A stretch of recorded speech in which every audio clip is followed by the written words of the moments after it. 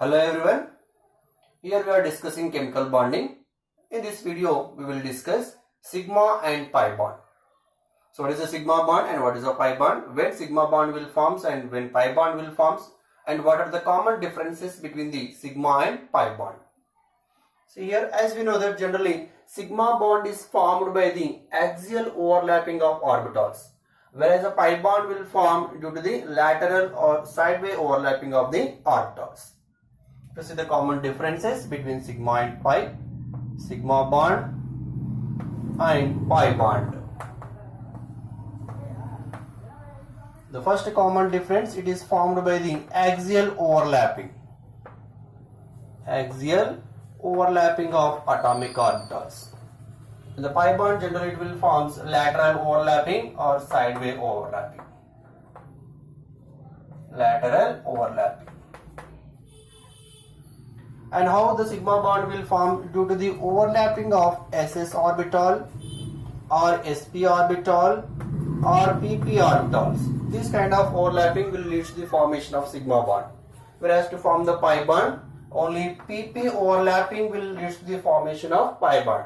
Also apart from this, and pd overlapping also will form the pi bond. And here the electron cloud in case of sigma bond will be symmetrically arranged around the internuclear axis. Here electron cloud will present symmetrically around the internuclear axis. Symmetrically around the internuclear axis.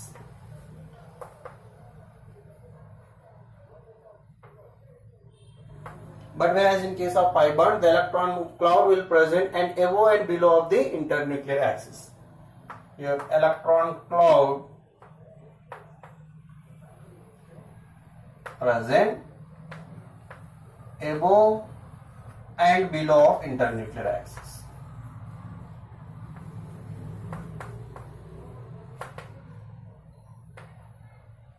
Internuclear axis.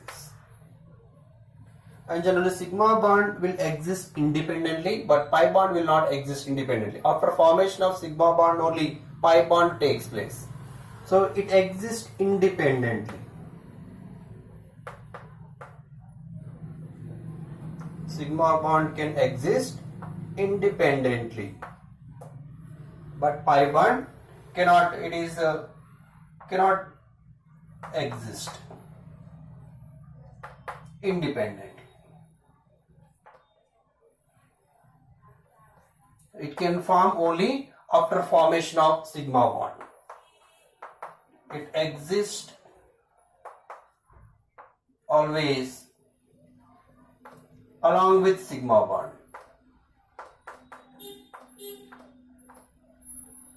Always it exists with sigma bond. And here sigma bond is very stronger in nature. Due to that, it is less reactive. A sigma bond is more stable due to the stronger and less reactive. More reactive and less reactive. But whereas pi bond is less,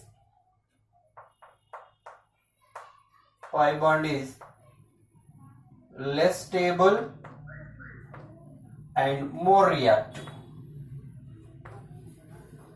More reactive.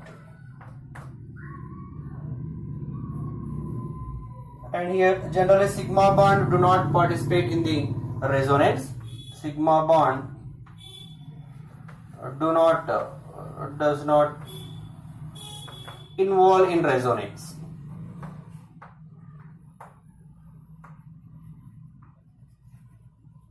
But whereas pi bond generally they involve in resonance.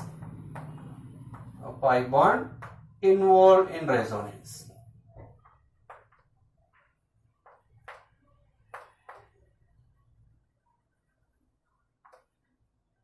And due to the conjugation, resonance takes place due to the delocalization of pi electrons. And apart from these, some other differences here.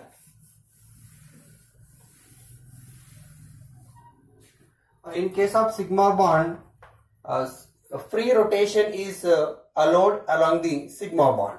In case of sigma bond, free rotation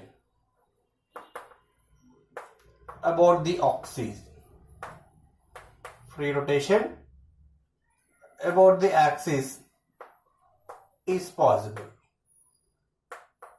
Means free rotation is possible in case of the sigma bond, but here free rotation is not possible in case of pi bond. If you rotate it, the bond will break. So it is not possible. Free rotation is not possible. Free rotation is not possible. Generally, the shape of the molecule depends on the sigma bond. Shape of the molecules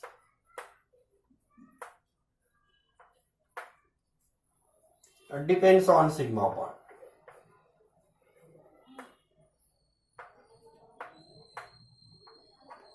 But here the pi bond will not give any shape. The shape will not depend on the pi bond. Shape of molecules will not depend.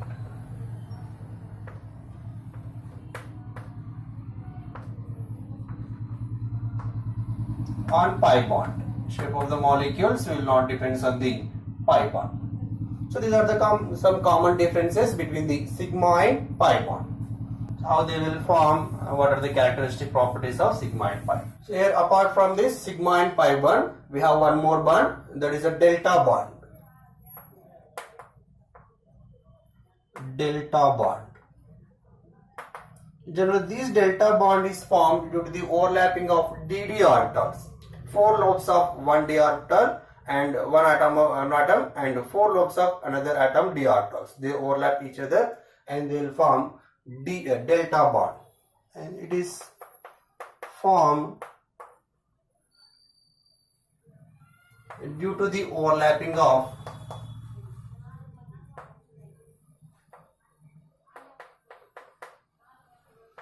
dd orbitals. Generally, we can observe this delta bond in transition metal compounds, especially in case of the metal complexes. So it is found for transition metal compounds.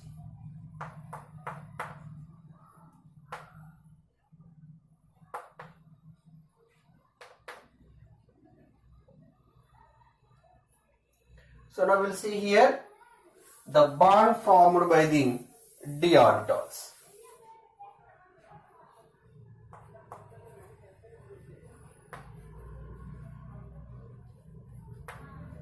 Bond formed by d orbitals.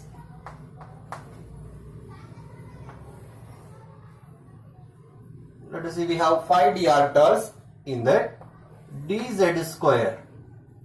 If this dz square orbital, if it is overlapped with either s orbital or pz orbital or dz square orbital, then in this case it will form sigma bond. So here sigma bond formation takes place. Dz square means generally z axis is the internuclear axis. If I take dz square orbital along the internuclear axis, let us assume this is a z axis. If this dz square orbital when overlapped with either s orbital, which is symmetrical in nature, then here overlapping will take place and they will form the sigma bond. Here you can undergo only axial overlapping. You can take either s orbital or pz. Pz again, the z orbital will present like this. Here the internuclear axis of dz square and pz, they are on the same line. So they are on the undergo axial overlapping again. Or else if you take dz square means again look like this one.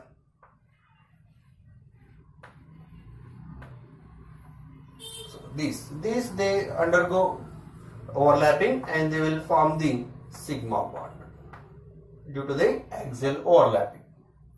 And the second kind, the d orbital overlapping here. Let us take second type here, dxz orbital. when this dxz orbital overlap with either px orbital or dxz orbital again, then in this case they overlap each other and it leads to the formation of pi bond. Here lateral overlapping takes place. Similarly, dyz, if it overlaps with either py orbital or dyz orbital, again in this case you can see the formation of pi bond, means lateral overlap. Let us see here. dxz means what? Here the d orbitals will present in between the axis, means in between the x and z axis. Let us take this is z axis and this is x axis. Here the d orbitals will present in between the axis. So this is the dxz orbital. Now this dxz is overlapped with either px or dxz. Let us take px. Now px, what is the x-axis here? Which is perpendicular to the z-axis. So the p orbital is like this. Now this lobe and this lobe, and above the internuclear axis and below the internuclear axis, they undergo sideways overlapping and they lead to the formation of pi bond. Similarly, if we have dxz, that is also similar to this one. In case of dxz and dxz, so both are having the same orientation. Now this one and this one, above the internuclear axis and below the internuclear axis, they overlap each other, again they lead to the formation of pi bond. Similarly, in case of dyz, when they overlap with py and dyz, again leads to the formation of pi bond.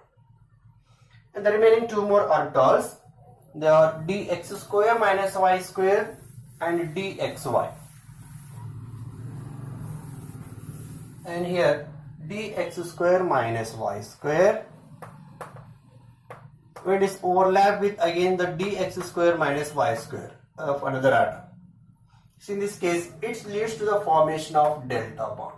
We can observe the delta bond with the dx square minus y square and dx square minus y square overlaps. Similarly, dxy and dxy, when they overlap each other, again it will lead to the formation of delta bond.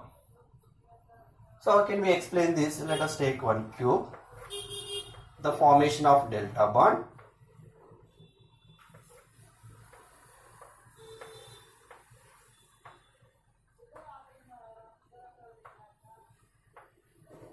Here let us assume the internuclear axis is passing, the z axis in between the cube. Now this is the z axis. Now other two axes, this is y and this is x. So in case of dx square minus y square, means what? In case of dx square minus y square, the lobes will present on the axis, on x axis and y axis. So this is one dx square minus y square, one atom of d orbital. Similarly, another atom d orbital.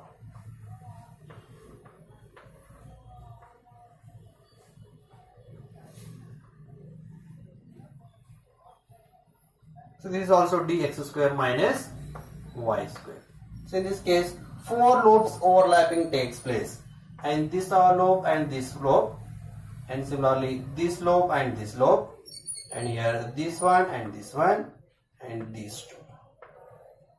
So here four lobes, they'll overlap each other and they'll form the delta bond. The same we can explain by xy also. You can take another cube here.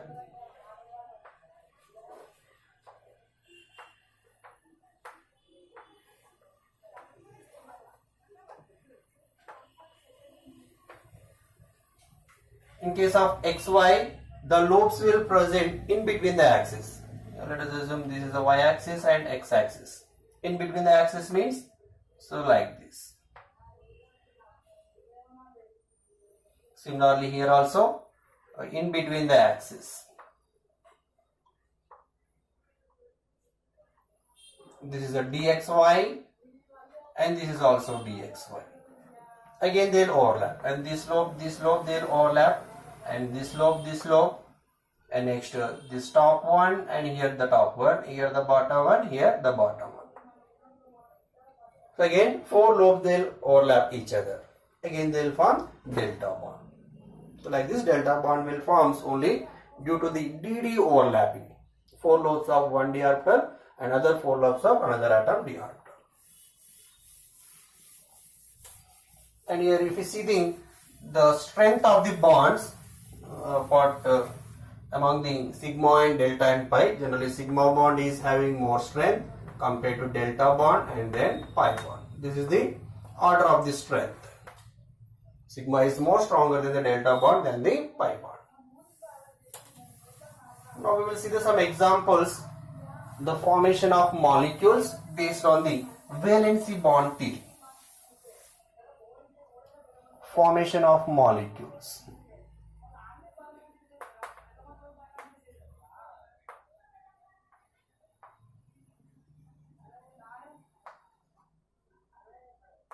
Based on VBT.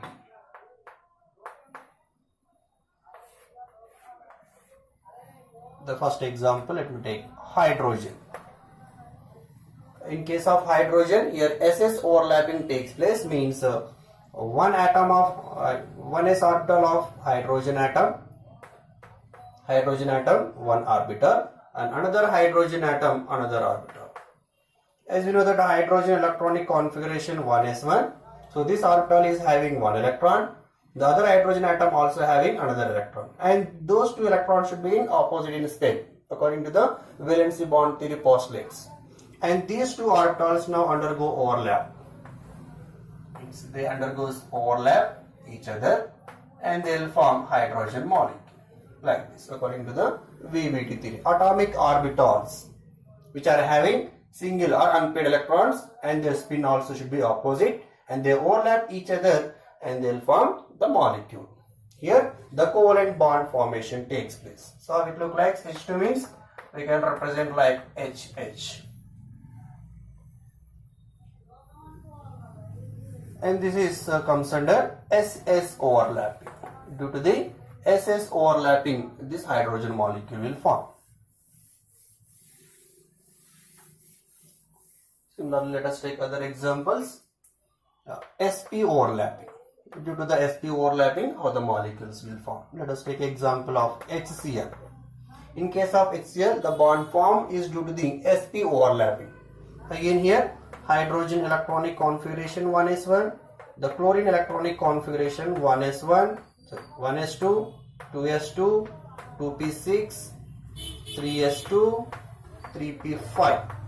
Means what? The chlorine required one electron and hydrogen also required one electron. So now hydrogen atom having one unpaired electron in s orbital, and similarly chlorine, it has one unpaired electron in the p subshell. If you see, this is a 3p5. We have one unpaired electron. So we have 3 p orbitals. Out of the 3 p orbital, one of the p orbital is having one unpaired electron. Let me take here p orbital of chlorine. Now it is having one electron. Let me take this is in opposite in spin, and this is chlorine. Again they will overlap each other, and they will form. They undergo overlapping like this. So one electron of hydrogen, one electron of chlorine. They will form HCl molecule. So you can represent like HCl.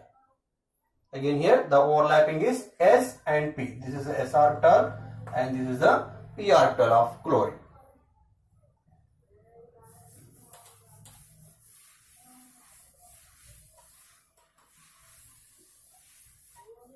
And the next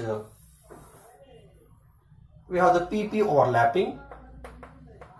Generally PP overlapping also leads to the formation of pi bond. Let us take one example here. Formation of oxygen based on the VBT theory. Oxygen, the electronic configuration 1s2, 2s2, 2p4. Means what? The p orbital now having like this. So it has two unpaired electrons. One oxygen now having two unpaired electrons in the p orbitals, p subshell. So let us take now two p orbitals of one oxygen atom and they're having one electron. Now another p orbital of another oxygen atom, again it has two p orbitals and they are having one electron. Now this is one oxygen atom, it is another oxygen atom. Now here this axial overlapping, these two undergo axial overlapping and they will form the sigma bond. Now see, these two orbitals, they are parallel to each other, and here they undergo sidewise overlapping and it is perpendicular to the internuclear axis. Here there is no axial overlapping, head-on overlapping, only you can see the parallel overlapping. So overall it will form the bond like this.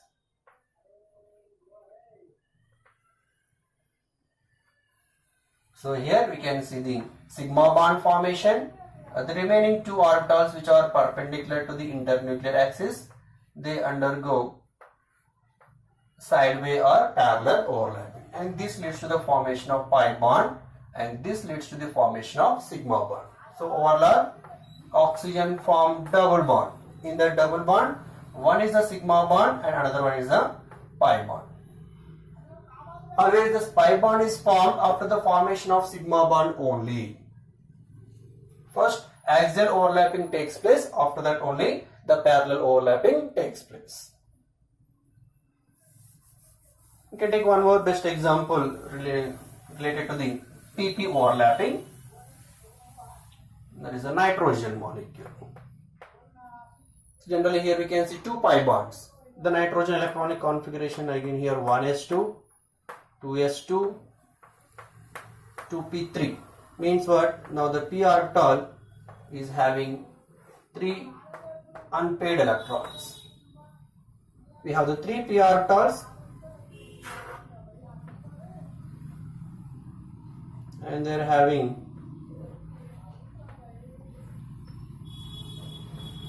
so this is, let us assume, the z axis, pz, the internuclear axis. The remaining are x and y. This is x and this is y. Now each orbital having one electron. Each orbital having one electron. Now one nitrogen atom, 3 p orbitals. Similarly, there are N2 molecule, another nitrogen atom. So another nitrogen atom also having 3 p orbitals. It also having 3 unpaired electrons. Again, this is a pz orbital. Now let me write this electron here. And their spin should be the opposite. So what happened here? pz. First this undergoes axial overlapping, head-on overlapping. Next this x and x, they undergo x. This is the x here, and this is y.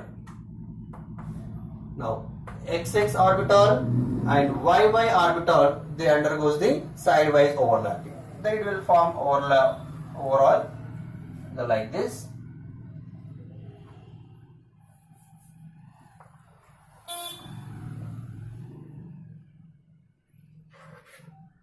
This will form first formation of sigma bond along the internuclear axis.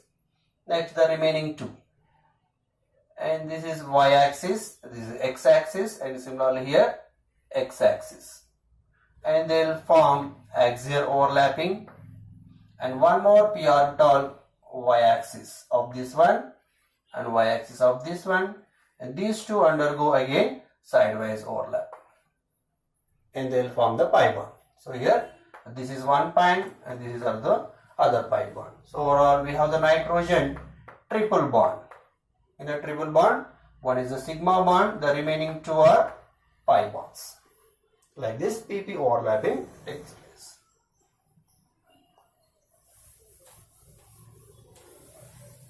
Next, another example here, formation of the molecule based on the valency bond theory. Let us take sulfur trioxide. Here sulfur now is bonding with oxygen. Sulfur electronic configuration, here we have 1s2, 2s2, 2p6, 3s2, 3p4, And whereas the oxygen electronic configuration 1s2, 2s2, 2p4 means now each oxygen having 2 unpaired electrons. And the sulfur is having in the ground state 2 unpaired electrons. But see, around the sulfur we have 3 oxygen atoms, means 3 into 2. Total we require 6 unpaired electrons on the sulfur atom to make a bond formation with 3 oxygen atoms. Well, because each oxygen required 2 electrons. 2 single electrons are there in the oxygen. So what happened first? This sulfur atom undergo excitation. So here we have the 3s2, 3p4, and sulfur also available with d orbitals. It has the d orbitals. This is a 3d0, and this is 3p4, and this is 3s2. So we require 6 unpaired electrons. So what happens here? This one of the electron will excite to the d orbital, then you will get 4, and again this s electron also excited to the d orbital. Then overall we will get here 1 electron in the 3s1, and here 3 electrons in the p, and 2 electrons in the d. Now we are available with 6 electrons in the sulfur atom. Now we have the 3 oxygen atoms, here 1 and here 1, here 1. This is 3s1, like 3p3, now 3d2. Now each oxygen having 2 electrons to make a bond formation. What happened here? First one oxygen electron, it will form the sigma bond with the s orbital of the sulfur atom. Always first sigma bond will form, after that pi bond will form. Similarly, second oxygen atom, it will form the sigma bond with this electron. And the third oxygen, 1 electron, it will form sigma bond with this atom. So here 3 oxygen, they will form sigma bonds first, 3 sigma bonds. Then what happens here? Here 2p orbital electron bond with this 1 electron, 3p orbital. Then the second bond is always pi bond. Always first bond is a sigma bond, and second bond it will form pi bond. Again this oxygen 2p orbital. Now it will overlap with, we have valence electron in the 3d. So that will overlap with the 3d orbital. So again it will form the pi bond. And this electron now again overlap with this one. Now we can see the overlapping here, various kind of overlapping. 2p, 3s overlapping is there, and 2p, 3p overlapping is there, and 2p, 3p overlapping is there. Apart from this, we have the 2p, 3p overlapping, and the third oxygen 2p, 3d overlapping, and 2p, 3d overlapping. Total 6 overlappings. Always sp overlapping, this will lead to the formation of sigma bond for first oxygen atom. Again the second oxygen atom, p orbital, again they leads to the formation of sigma bond. And the third orbital, it will form again sigma bond, third oxygen atom. Again first oxygen atom, second electron, that will overlap with now 2p, 3p. Second electron always forms pi bond. Means that now the pi bond is formed here, pp overlapping. So this pi bond we can call p pi bond. Now in the second oxygen, 2p electron now bonding with 3d electron. So this again forms, the second bond is the pi bond. Means here the pi bond is formed due to the p orbital of oxygen and d orbital of sulfur. So hence this pi bond we can call p d pi bond. And the third oxygen, 2p electron will overlap with the 3d electron. Again it will form the pi bond. And this pi bond is due to p orbital of oxygen and d orbital of the sulfur. That also p d pi bond. So overall here, this is very important point here. In sulfur trioxide, now sulfur will form the bonding like this. So each oxygen can form double bond, double bond, double bond. So here first one is a sigma bond and the second one is the pi bond. Then what type of pi bonds these are? So out of 3 pi bonds we have now.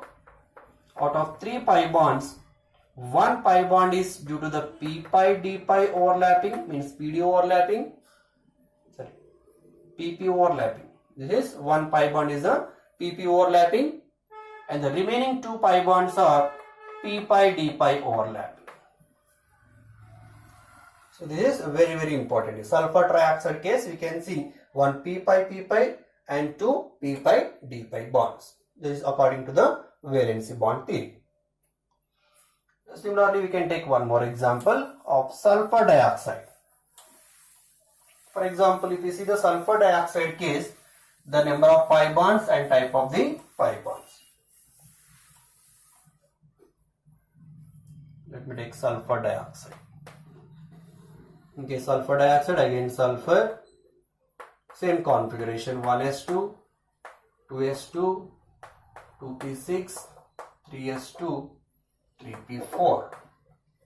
But we have 2 oxygen, each oxygen electronic configuration 1s2, 2s2, 2p4. Means each oxygen are having 2 unpaired electrons. There are 2 oxygens are there, 2 into 2. Total we require 4 unpaired electrons in the sulfur atom.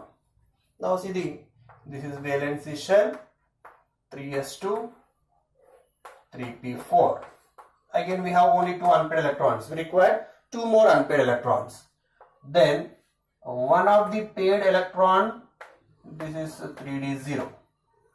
Now this one electron will shift from here to here. It undergo excitation. Then the sulfur will form the orbital diagram like this.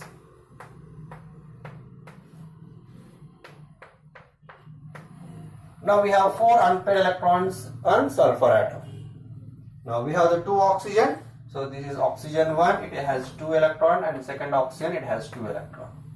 So first electron it will form sigma bond with this, and this first electron again forms sigma bond with this. And the second electron will form pi bond with this electron, and this second electron form pi bond with this electron. Means here this is 2p orbital and this is a 3p orbital, and this is a 2p and this is a 3d. Now the pi bond is due to the p pi and d pi. Here the pi bond is due to p pi. Again sulfur dioxide, it is like this, SO2, and out of this is one sigma bond and this is a pi bond. Now this is a sigma bond and this is a pi bond. So you have total 2 pi bonds. So out of these 2 pi bonds, one pi bond is formed due to the 2p 3p overlapping. Means what? This pi bond we can call p pi bond. The other pi bond is formed due to the 2p and 3d. The other pi bond is 2p and 3d overlapping. Means this pi bond we can call p pi d pi bond. So in sulfur dioxide we have one p pi, one p pi d pi bond. This is very important for sulfur dioxide and sulfur trioxide.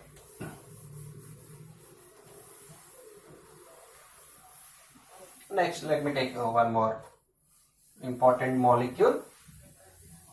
The formation of bonding based on the VBT. Let us take methane. In case of methane, the bond formation, how the molecule will form according to the VBT. Let us take the central atom carbon. It has 1s2, 2s2, 2p2 configuration. This is electronic configuration of carbon. And we have the hydrogen 1s1. So we have 4 hydrogen atoms around the carbon atom. So now carbon should contain 4 unpaired electrons. So each unpaired electron will bond share with the one hydrogen atom. Now see here orbital diagram,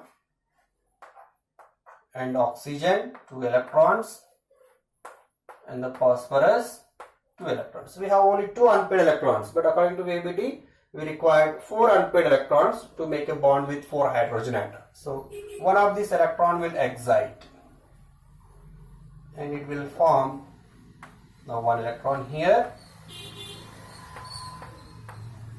and 3 electrons. Now this is 2s and this is 2p. Now 4 unpaired electrons. Now 4 hydrogen atoms. Each hydrogen atom now having 1 more electron, so they will overlap each other.